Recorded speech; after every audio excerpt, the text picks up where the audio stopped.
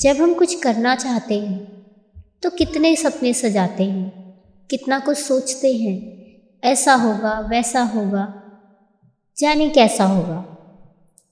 मतलब हम अपनी ही कल्पनाओं में कितना कुछ सोच लेते हैं कि हम ये कर सकते हैं, हम ऐसा करेंगे, हम वैसा करेंगे। लेकिन जब वैसा नहीं होता है तो क्या होता है? तब इंसान टूट जाता है। उसे लगता है कि सब कुछ खत्म हो गया। लेकिन ऐसे में उसके पास सिर्फ दो रास्ते होते हैं। या तो उसने जो सोचा था वो नहीं हुआ तो वो उसे अपने तरीके से सुधारने की कोशिश करे, या फिर वो उससे हार मानकर थक हार कर बैठ जाए। अब इन दोनों में से कौन सा रास्ता कौन चुनता है, यही डिसाइड करता है कि हमारा आगे का भविष्य कैसा हो। हमारी आज की कहानी कुछ ऐसी ही है। एक 17 साल का लड़का जो काम के लिए एक भाई साहब के साथ मुंबई आता है, लेकिन मुंबई के बांद्रा स्टेशन पर जो लड़का बड़े भाई साहब के साथ आया था वो उन भाई साहब से अलग हो जाता है और उन्हें बहुत ढूंढता है। लेकिन वो बड़े भाई साहब उसे कहीं भी नहीं मिलते। अब इस लड़के के पास वापस जाने तक के पैसे भी नहीं होते हैं कि अपने घर वो वापस चला जाए। अब ऐसे में वो क्या करे? अब सिचुएशन ऐसी आ जाती है कि जिस एरिया में वो है वहाँ उसकी कोई भाषा भी नहीं समझ सकता है, क्योंकि उसे हिंदी भी नहीं आती होती है। और इतना ही नहीं, जिस शहर में वो आया है उस शहर में उसका कोई जानकार भी नहीं है। ना कोई जानकार है, ना उसके पास पैसे हैं, ना अपनी भाषा को समझा सकने की काबिलियत है। अब ऐसी सिचुएशन में वो लड़का क्या करे, उसे कुछ समझ नहीं आता। लेकिन आपको ये जानकर बहुत हैरानी होगी कि यही लड़का आगे चलकर एक करोड़ों की कंपनी खड़ी करता है। कैसे?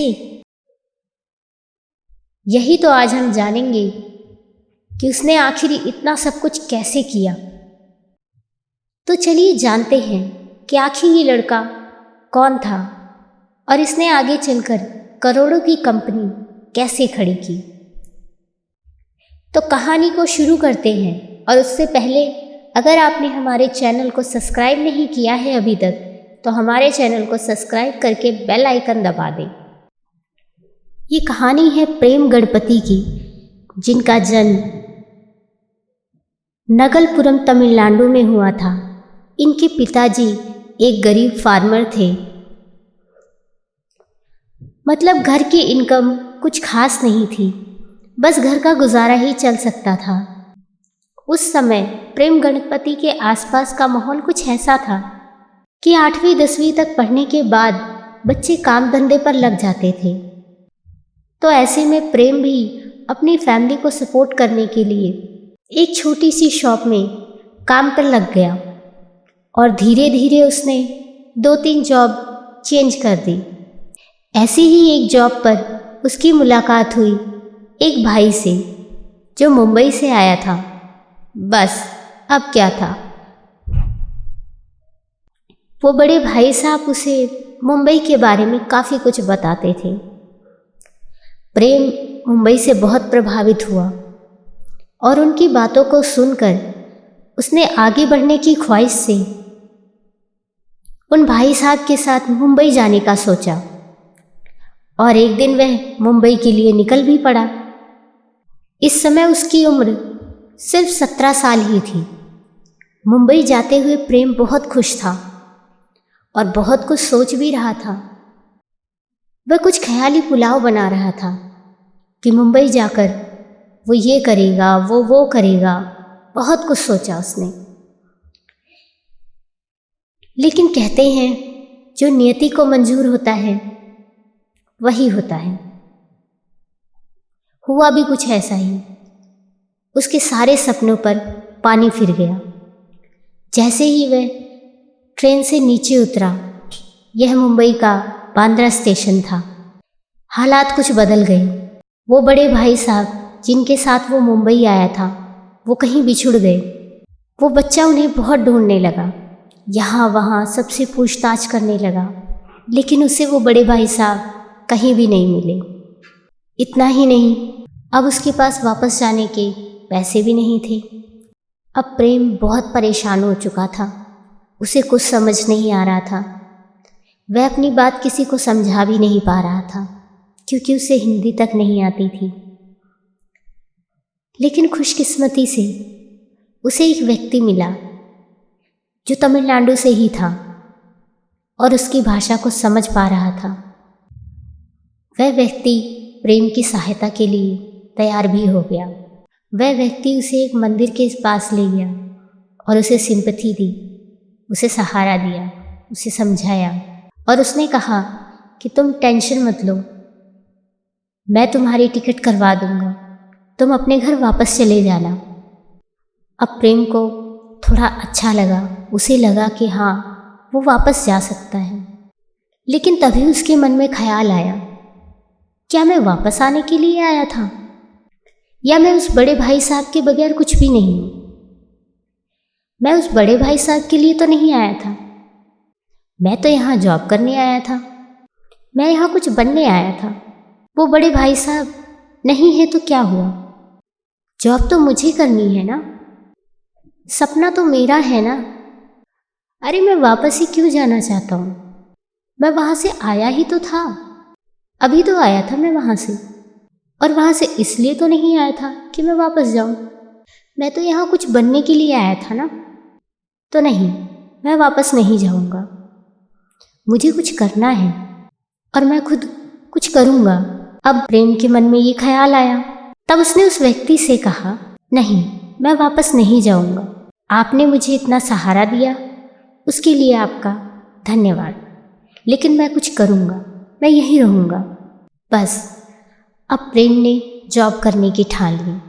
वो कई दुकानों में गया, यहाँ वहाँ सड़कों पर घूमता रहा, लोगों से जॉब के लिए बोलता रहा, मांगता रहा जॉब। कई दुकानों के चक्कर काटने के बाद उसे फाइनली एक जगह जॉब मिल गई। जॉब इतनी अच्छी भी नहीं थी, उसकी काबिलियत के हिसाब से वह जॉब उसके अनुसार तो नहीं थी, लेकिन ये था कि उसे अपना गुजारा चलाने के लिए एक काम मिल गया था। ये काम था एक बेकरी शॉप में बर्तन धोने का।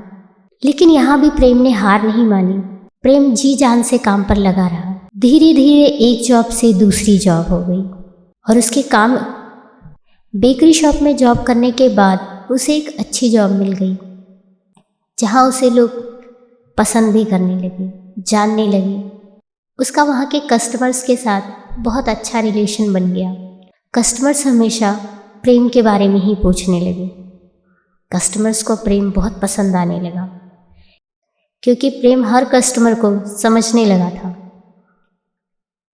किसको क्या पसंद है ये जानने लगा था, इसलिए कस्टमर्स भी उसे बहुत पसंद करने लगे थे। प्रेम को एक कस्टमर ने ऑफ़र किया कि वह उसके साथ काम करे और वो दोनों मिलकर एक कंपनी खड़ी करेंगे। प्रेम को सुझाव पसंद आया, उसने कहा ठीक है, और उन दोनों ने मिलकर एक रेस्टोरेंट शुरू किया। रेस्टोरेंट का काम अच्छा चलने लगा, धीरे धीरे कस्टमर्स आने लगे। अब रेस्टोरेंट का काम अच्छा चलते हुए देखकर उस व्यक्ति ने पार्टनरशिप तोड़ने की सोची। उसे लगा कि ये रेस्टोरेंट प्रेम के बगैर भी चल सकता है, तो उसे पार्टनरशिप में क्यों रखें। उसने अपने मुनाफे के लिए प्रेम को निकाल दिया और किसी व्यक्ति को सैलरी बेस पे रख लिया। अब प्रेम जहाँ से शुरुआत की थी वहीं आकर फिर खड़ा हो गया।